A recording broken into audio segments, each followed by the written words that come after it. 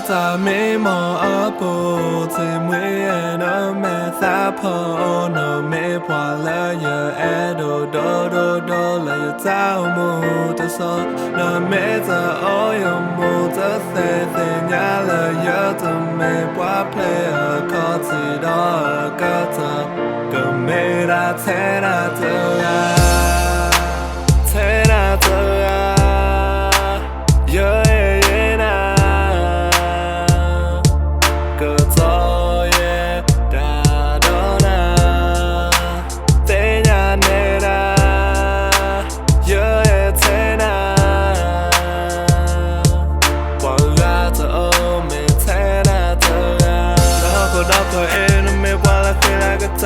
là được cái ta là cô đau plơ để em đã know cái nó tên nhà nè đã bao giờ em đã ở quê đã mà người ta khi ta là tất cả thế nên quê đã em ta bên đây thì cũng mình thôi ta bôi lo mà quê đã còn mình nên mưa nào tên nào thương mình bay na là ta mi bố mi mò bay đã na lời nhớ ta mi mò ở bộ thì mới nó mẹ xa phô nó mẹ bỏ lỡ giờ đồ đồ đồ đồ là giờ tao mù ta so nó mẹ giờ ôi mù ta sẽ nhà là giờ tụi mẹ quá play ở có gì đó cơ ta cầm mẹ đã thế đã tự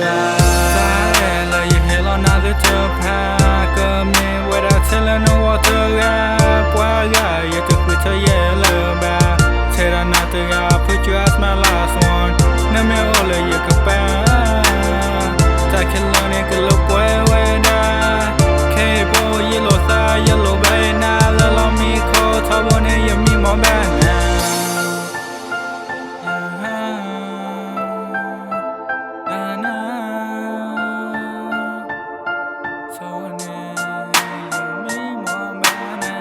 lời nhớ ta mi mò ở bộ thì mới nó mẹ xa phô nó mẹ bỏ lỡ giờ đồ đồ đồ đồ là giờ tao mù ta so nó mẹ giờ ôi mù ta sẽ nhà là giờ tụi mẹ quá play ở có gì đó cơ ta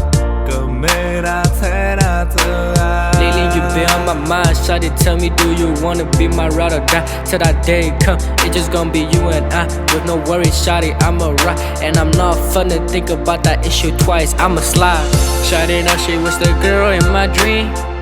had to tell her that every night before her sleep and every now I'm on the phone with her all I ever think about is wifing her and every time I hear her voice shawty really leave me with no choice but disliking all these bitches cause she's the one that